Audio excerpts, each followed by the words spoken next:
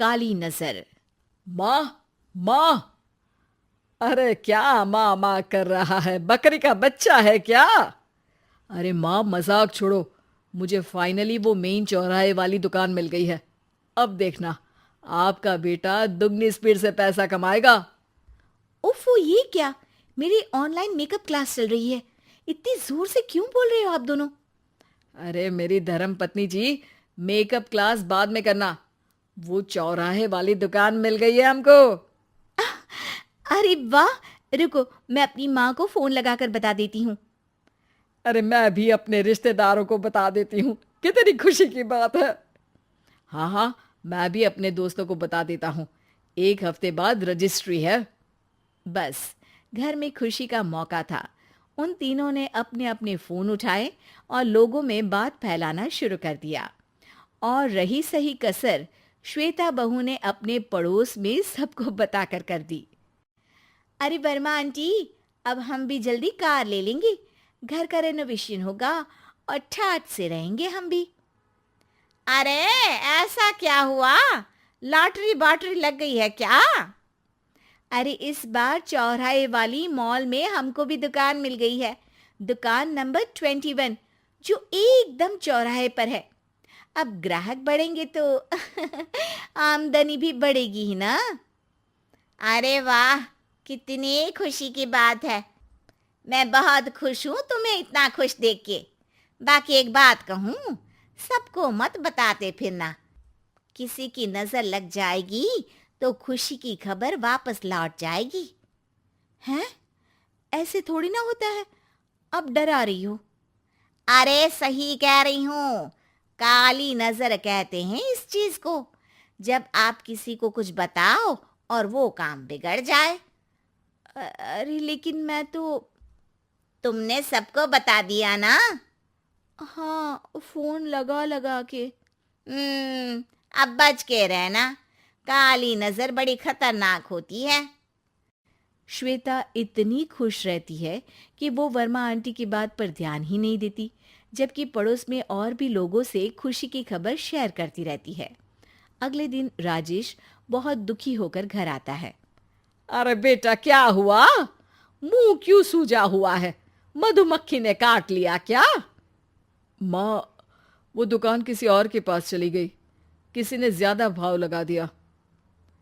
अरे पर बात तो आपसे हुई थी ना उस दुकान वाले की।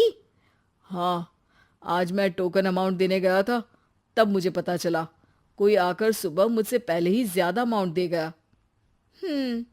काली नजर। क्या? क्या कहा? वर्मा आंटी ने समझाया था कि किसी को बताना मत, वरना काली नजर लग जाएगी। अच्छा, तुम्हें उनकी बात मान लेनी चाहिए थी। उनकी बात मान लेती, लेकिन उसके पहले ही सबको बता चुके थे ना हम तीनों। अरे अगली बार से ध्यान रखेंगे। कोई भी नई चीज होगी तो किसी को नहीं बताएंगे। तीनों कुछ दिन ऐसे ही रहते हैं, पर एक दिन श्वेता को एक मेल आता है। राजेश, मेरा ऑनलाइन मेकअप कोर्स कंप्लीट हो गया। अब मैं खुद का पार्लर खोल सकती हूँ। अरे वाह, अपने मोहल्ले में ही खोलते हैं। ये जो घर के सामने दुकान है ना, वहीं। हाँ, यहाँ सस्ती भी मिल जाएगी। अगले दिन श्वेता वर्मा आंटी के पास जाती है, मिठाई का डब्बा लेकर। अरे आओ आओ, कैसे आना हुआ? जोर से नहीं बोलूंगी। वो सामने वाली दुकान है ना, वहां मैं अपनी पार्लर की दुकान खोलने वाली हूँ। उसकी मिठाई है।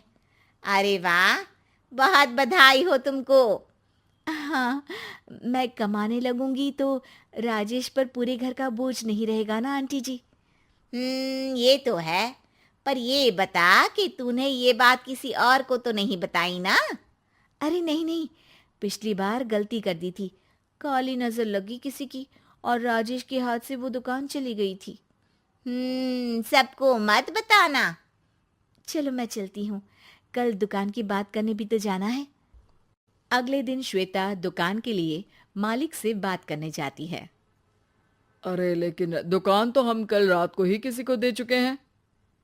कल ही? हाँ, कल ही। 2 दिन बाद कोई यहाँ पार्लर भी खोल लेगा। अब कहीं और दुकान देख लीजिए। अरे पर हमको भी तो पार्लर ही खोलना था। हाँ भाई, एक ही दुकान है, आधी आधी तो नहीं दे सकता ना मैं। राजेश और श्वेता घर पर हताश होकर आ जाते हैं। इस बार तो किसी को बताया भी नहीं था, अब किसकी काली नजर लग सकती है। सुनो, तुमने माँ को बताया था क्या? अरे कैसी बात कर रही हो, माँ की नज़र थोड़ी ना लगेगी। पक्का तुमने किसी को नहीं बताया था ना? सिर्फ वर्मा आंटी को बताया था, उन्होंने ही मुझे किसी को नहीं बताने को कहा। अरे यार, तुम भी सही हो, मेरी माँ को नहीं बताने को कह रही हो, पर वर्मा आंटी को बताना तुम्हें ज़रूरी लगा। अरे वर्मा आंटी ने ही तो काली नज़र के बारे में बताया था ना, वो हमेशा हमारा भला ही तो चाहती हैं। मेरी माँ भी हमारा भला ही चाहती है। अरे पर चिल्ला क्यों रहे हो? बात नहीं कर सकते क्या आराम से? नहीं आता वो आराम से बात करना, और करना भी नहीं चाहता हूं मैं। दुकान जाने का दुख गुस्से में बदल गया था और राजेश और श्वेता में बात बंद हो गई थी। 2 दिन बाद मोहल्ले में पार्लर का इनॉग्रेशन हुआ, जिसमें मोहल्ले के सभी लोगों को बुलाया गया, पर श्वेता, राजेश और माँ नहीं जाते। माँ, अंदर आ जाओ, क्या देख रही हो? अरे नया पार्लर देख रही हूं अपने आंगन से। देखो, माँ को दूसरे का सुख देखने में कितना मजा आ रहा है, मेरा दुख नहीं दिख रहा इन्हें। यहाँ मेरा पार्लर भी तो हो सकता था। अरे चुप रहो यार, हर बात में लड़ाई क्यों ढूंढ रही हो? राजेश और श्वेता फिर बहस करने लगते थे। तभी माँ ने दोनों को बाहर बुलाया। अरे जरा देखो तो, दुकान चलाने वाले का बोर्ड पर नाम क्या लिखा है? श्रुति वर्मा। गाड़ी निकाले बेटा, हमें कहीं जाना है। काली नजर का इलाज कराने? राजेश अपनी बाइक निकालता है। तीनों ट्रिपलिंग कर रहे हैं।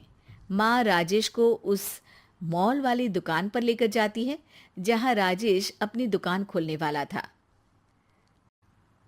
यही दुकान लेना चाहता था ना तू? हाँ, पर इनको भी दुखी करने लेकर आई हो क्या यहाँ पर दुकान दिखाकर? वहाँ काफी नहीं था?